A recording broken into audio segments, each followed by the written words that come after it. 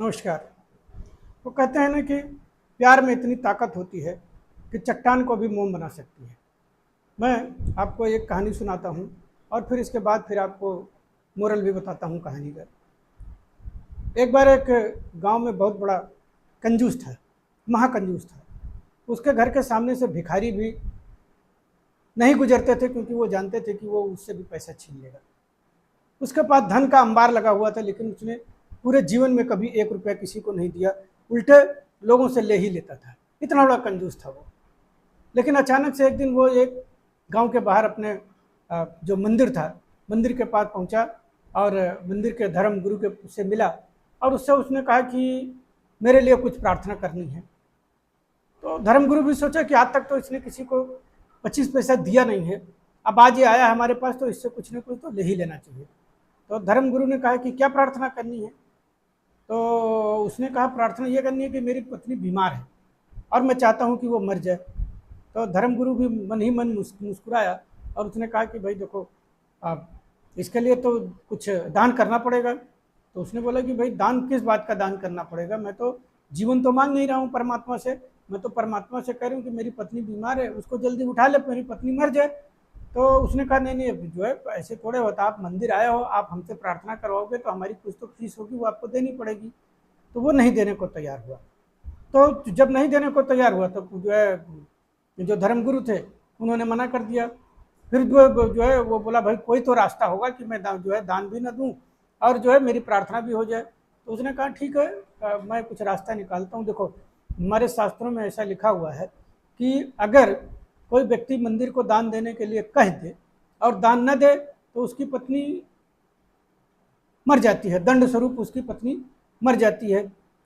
तो उसने कहा ठीक है, तो फिर तो कोई ये बात ही नहीं है, जब देना नहीं है तो मैं तो कह सकता हूँ ठीक है, मेरी तरफ से आप मंदिर के लिए 1 लाख रुपया दान समझ लीजिए। तो पुजारी ने कहा अरे भाई जो है तुम किसी को मारने की बात कर रहे हो तो, और देना तो है नहीं तुमको, तो फिर 1 लाख रुपया क्यों, फिर उससे ज़्यादा क्यों नहीं। होते होते हवाते बहुत हिला हवाली के बाद धर्मगुरु ने कहा कि चलो ये काम करो, चलो 50 लाख जो है आप मंदिर को दे दो। तो धर्मगुरु ने कहा कि आप 50 लाख दे दो, लेकिन जो कंजूस आदमी था उसने कभी दिया तो था नहीं, उसके जेब से चाराना भी कभी निकला नहीं था। तो वो सोच के ही कांप गया कि 50 लाख रुपया और वो भी देने की बात, वो हिम्मत नहीं जुटा पाया। उसने बड़ी मुश्किल से कहा कि नहीं भाई मैं 10 लाख रुपया दे दूंगा, मैं चलो 10 लाख मंदिर को दान दिया और अब मेरी पत्नी मर जाएगी, अच्छी बात है जो है, तो मुझे दान तो देना नहीं है और दंड स्वरूप मेरी पत्नी मर जाएगी। लेकिन अब वो घर गया तो देखा तो पत्नी तो मरी नहीं और उल्टे वो और ठीक होने लगी। और जब 2 महीना बीत गया तो पत्नी बिल्कुल से ठीक हो गई। फिर वो भागा भागा धर्मगुरु के पास आया और उससे उसने कहा कि भाई पत्नी तो मेरी मरी नहीं, अब जो है अब उल्टे वो ठीक होने लगी। तो गुरु ने कहा कि भाई देखो, प्रार्थना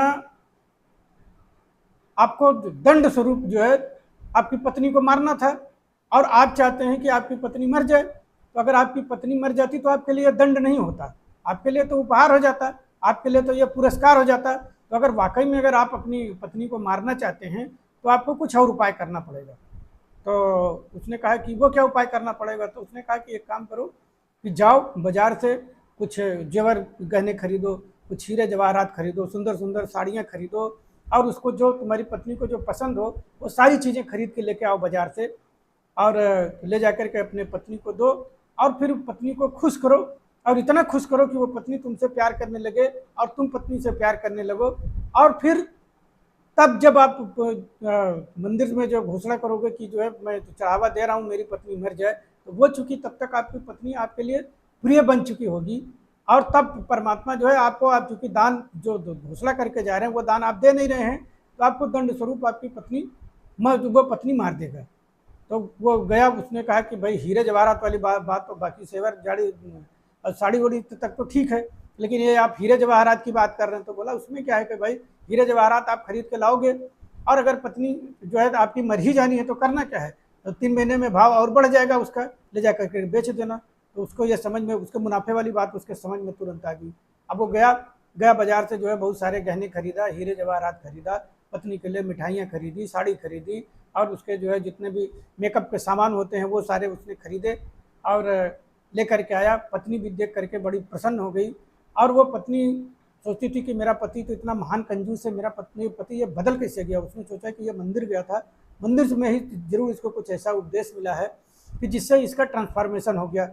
अब वो पत्नी उसको जी भर के प्यार करने लगी, उसके लिए सारा पूरा ख्याल रखने लगी, और धीरे धीरे 15-20 दिन के अंदर अब जो कंजूस था इसको भी पूरा अपनी पत्नी से प्रेम हो गया। अब इसको भी अपनी पत्नी से प्रेम हो गया, लेकिन तब तक इसको ध्यान आया कि अरे जो है 2 महीने तो बीत चुके हैं, 2.5 महीने बीत चुके हैं, और ऐसा ना हो कि जो है ये मेरी पत्नी मर जाए, और अब मैं नहीं चाहता हूँ कि मेरी पत्नी मरे। तो भागा भागा धर्मगुरु के पास गया। तो धर्मगुरु ने कहा कि भाई जो है अब ये तो बात उल्टी हो गई, तुमको तो दंड देना था, अब तुम फिर उसको प्रेम करने लगे, अब क्या होगा।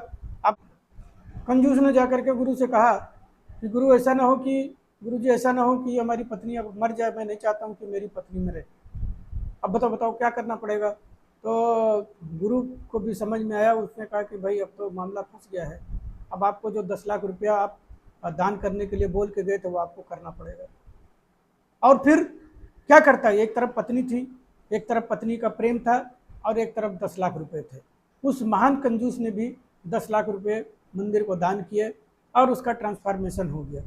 तो अब आप ये देखो ना कि प्रेम इतनी बड़ी चीज़ है, प्रेम के अंदर इतनी ताकत होती है कि वो किसी से कुछ भी करवा सकता है।